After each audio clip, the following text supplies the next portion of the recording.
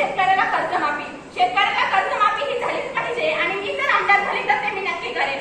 कारण शेतकऱ्याच्या पिकाला कधी हमीभाव मिळत नाही. कधी निसर्ग साथ देतो तर कधी सरकार साथ देत नाही आणि सरकारने साथ दिली तर निसर्ग साथ देत नाही. म्हणून शेतकऱ्याच्या पिकाला हा हमीभाव मिळाला पाहिजे आणि त्याच्या पिकाला हमीभाव मिळाला तर तो कर्ज फेडू शकतो, तर त्याला कर्जमाफी मिळू शकते. आणि त्याला जर कर्जमाफी मिळाली तर तो आत्महत्या करणार नाही, कारण तो शेतकरी आहे. त्याला जर कर्जमाफी झाली नाही तर मग त्याला टेन्शन येतं, टेन्शनातून तो आत्महत्या करतो. म्हणजे शेतकऱ्याच्या पिकाला हमीभाव, शेतकऱ्याला कर्जमाफी आणि शेतकरी आत्महत्या अशी समस्या निर्माण होत जाते. मग जर आपल्याला ह्या समस्या आटोक्यात आणायच्या असेल तर पहिल्यापासूनच आपण प्रयत्न करायला हवा. आणि मी कुणा पंतप्रधानाची मुलगी नाही, कुणा आमदाराची मुलगा नाही, कुणी खासदाराची मुलगी नाही. मी एका सामान्य शेतकऱ्याची मुलगी आहे. म्हणून मला समाजकारण करायचं आहे, मला राजकारण करायचं नाही. राजकारण करून मला माझं स्वतःचं पोट भरवायचं नाही, मला समाजाचं पोट भरवायचं आहे. आणि म्हणून मी आणि आमदारी किंवा उपाधी नाहीये. आमदारी जनतेच्या आकांक्षा, चिंता व्यक्त करण्याची जबाबदारी आहे आणि ती जबाबदारी मी पार पाडेन असं मला तरी वाटतं. कारण समाज हा गुण मी माझ्या अंगी बाळगून आहे, एवढा तरी मला ठाम विश्वास आहे असं तरी मला वाटतं. आणि मी जर आमदार झाले तर अशा अनेक समस्या आहेत.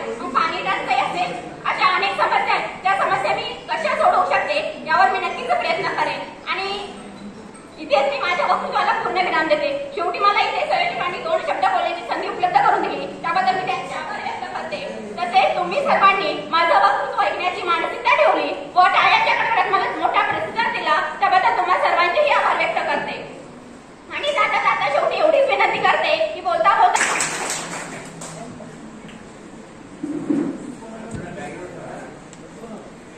या ठिकाणी आताच काही मान्यवर या ठिकाणी आलेले आहेत.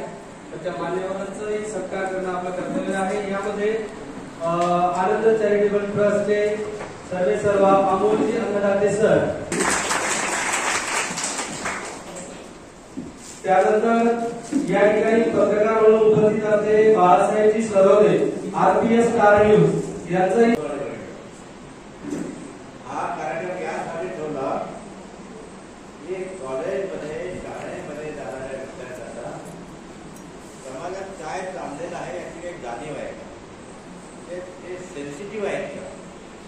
म्हणजे आपण सेन्सिटिव्ह असायला पाहिजे की शेजारी लोक उपाशी राहतात, शेजारी लोक नोकरी नाही, बेरोजगार आहेत, ते आजारी आहेत, असे जे प्रश्न आहेत, रस्ते खराब आहेत, हे सर्व प्रश्न हे मुलं किंवा मुली यांना माहीत आहेत. आणि आता मी बघितलं, प्रत्येकाचे मुद्दे पण लिहून घेतले. आता 4 वक्त्यांची इथे भाषणं झाली. भारती जाधव, साक्षी गायकवाड, राधिका तुपे आणि अक्षरा हरिश्चंद्र जाधव, या 4ही वक्त्यांनी जे आपलं मनोगत व्यक्त केलं, जे भाषण केलं, त्या वक्त्यांची भाषणाचे महत्वाचे मुद्दे मी नोट करून घेतले की यांचं मनोगत काय, याच्या मनात काय.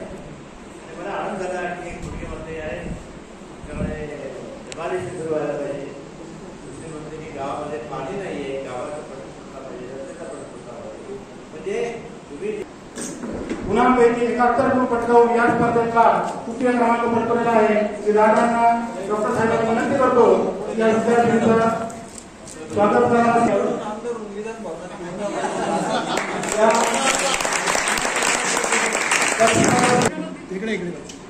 मी जातोय दुसऱ्या पाडीत द्वितीय क्रमांक पटकवलेला आहे असं कोमल विश्वनाथ नवले, जिल्हा परिषद प्रशाला वाटला. सर्वांनी जोरदार सन्मान चिन्ह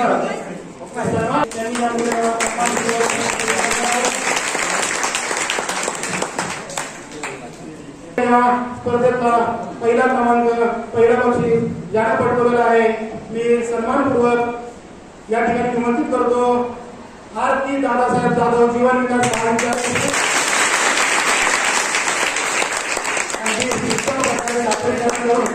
प्रत्येक मुद्द्याचं